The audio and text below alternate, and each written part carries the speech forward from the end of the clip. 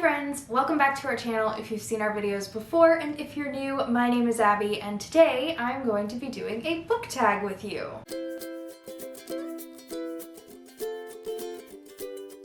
Today I'm going to be doing the Summer Lovin' book tag. I was tagged for this by our friend Lydia over at Vintage Nectarines. There are 10 questions in this tag themed around different summery things, and I'm going to share some books with you. Let's chat about summer reading. Let me know down in a comment below. What's your favorite book that you've read so far this summer? Prompt number 1 is Sand in Your Toes, a book that's perfect to read on the beach. Now, I've already mentioned this one a few times on this channel, and it just feels like the right choice for this. So it is The Summer We Forgot by Caroline George. Specifically, if you're like me and you love a good mystery in your book, if you love a little romantic side plot, this is definitely one I would recommend. And it is set in a coastal town here in Florida. A lot of the story takes place on the beach or in the marsh, and it feels very fitting for summer and sun and all things hot. So this book is about Darby and Morgan. They were best friends. They had this really tight-knit friend group, and then 2 years ago something happened to splinter them. None of them remember what happened that summer, and now 2 years later the body of their middle school science teacher washes up in a local marsh, and they start to wonder what happened that summer that none of us can remember. Did we have something to do with this man's death? What's going on? It's so good, so intriguing, the writing is stunning, and it definitely is one I would recommend for a beach day. Prompt number 2 is Summer Thunderstorm, a book that truly spooked you. So this one I read pretty recently, and I absolutely loved it. Can't necessarily readily recommend it. There's a lot of content that I would say be aware of before you go into it, but if you love historical fantasy, it's gonna maybe give you a few spooky moments, but also is just really interesting in the way that the magic system works.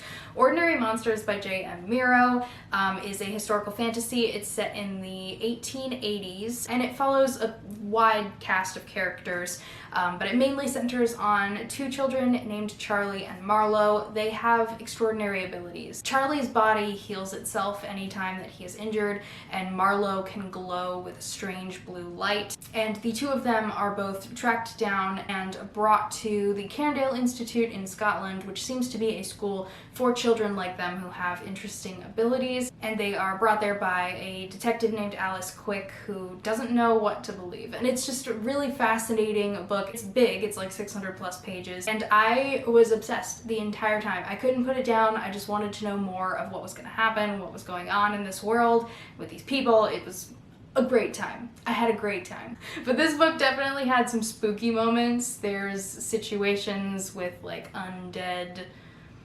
creatures that are not my fave. I mean, I really enjoyed the way they were written because they creeped me out so much. So like the writing was great, but also like, no thank you.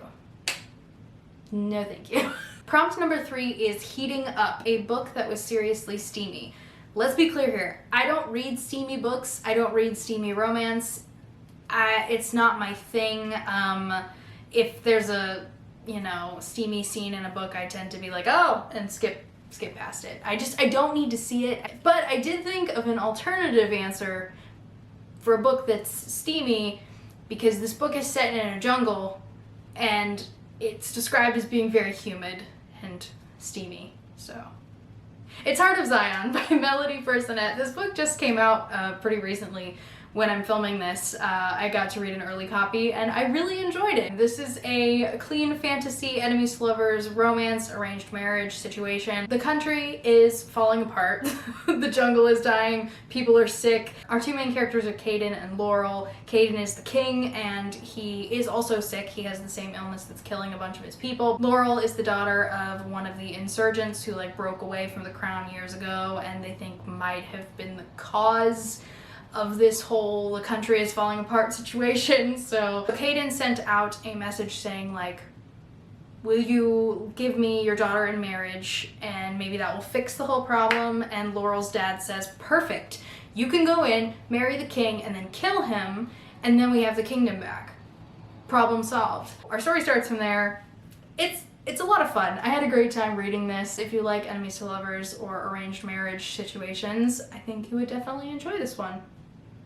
So yeah. Prompt number 4 is Rained Out, a book that you were anticipating but was let down by immensely. This one happened pretty recently, and I wouldn't say this was like my most anticipated book ever, but I was hoping I would like it, and this is Dragons of the Valley by Danita K. Paul. This is the second book in a trilogy that's a prequel to a series I was obsessed with in middle school. I read the first one in this trilogy back in April, I think, and I liked it. It was okay. It wasn't anything incredibly good or incredibly bad. It just was fine. I did end up giving it 4 stars, even though it probably objectively deserved a 3, but it was really nostalgic for me to be back in this world and back with these characters, because there are some that cross over from that original series. So I did enjoy my time with book 1. I had the full trilogy on my shelf, so I thought, I'll read them, they're on my TBR, I'll get through them, and I'll hopefully have a good time. This was weird. This was weird, and I don't know how to feel about it. I ended up rating this like 2.5 stars. It wasn't great. What's weird about it is that this is perhaps the most bored I have been with a fantasy book in I don't even know how long. And it's not that things weren't happening. Things were happening. The way they were described was so dull that like I didn't care. And also there were several moments where some big exciting thing would happen to characters who were off page, and they would tell people about it. And I'm like, well then why weren't we with you when you were having this fight? It was bizarre. It was really strange. And so I finished it and I was like, I didn't like that. Also, like the big bad villain in here we defeated in like a 3-paragraph sword fight. It was just strange. It was very strange. I am gonna finish the trilogy because I do have 1 book left, and my favorite character in here was Bael Mondor, and it looks like the 3rd book is mainly focused on him, so I'm hoping maybe at least the 3rd book will be fun. If at least if nothing else, it'll be a fun time, even if it's not the best book I've ever read. I don't know. I was really disappointed by this one because I was at least hoping to have a good time and I just didn't. So, Prompt number 5 is Vacay Mode, a book that features a vacation. And I actually had to think a long time about this one because I don't know why I just seem to not read a lot of books where characters go on vacation.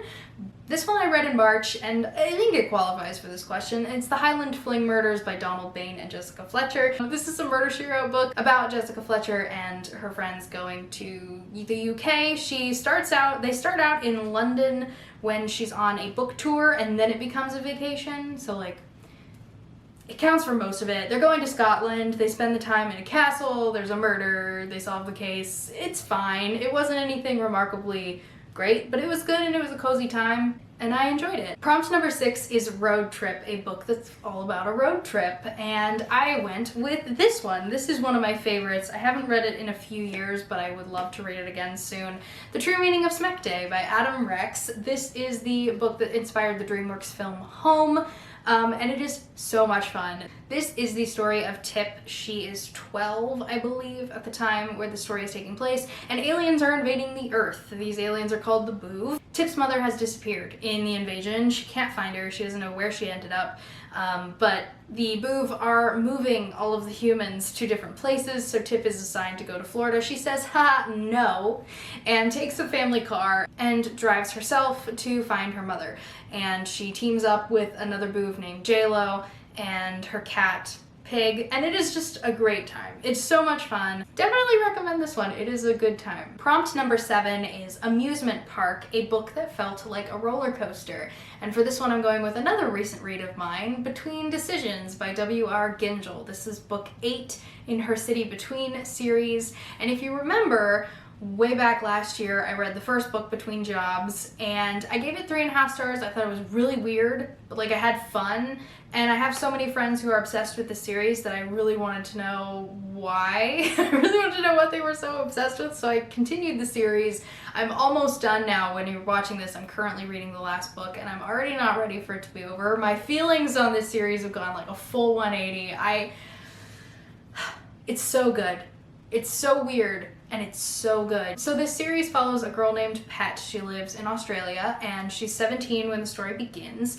She is living in her family's house. Her parents were brutally murdered years ago, and she's just been living in the house ever since. But in the first book, the house does get purchased by 3 mysterious figures.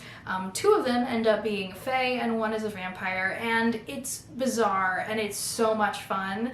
The Pet is such a sassy, sarcastic narrator, and her inner commentary and dialogue with these characters is just fantastic.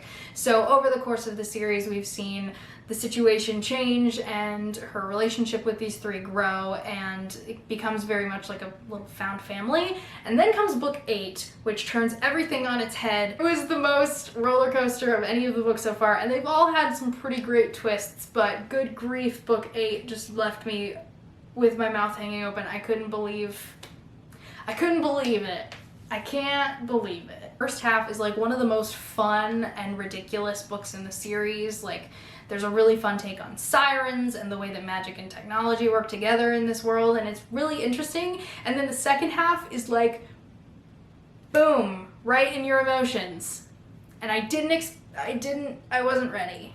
And it was a roller coaster, and I loved it. And this one earned the first 5 stars from me for this series, although I have a good feeling that if I go back and read the early books again, and I really want to, once I'm done with the series, go back and read the whole thing again, because I think with the perspective of having loved the later books, I think there's a good chance my ratings would change for the earlier books, where I was just confused. I was having fun, but just very confused. But I think now that I've got more of a handle on how everything works, I'd be very interested to go back and see. But this one did earn my first 5 stars because I respect the choices that the author made too much not to give it 5 stars.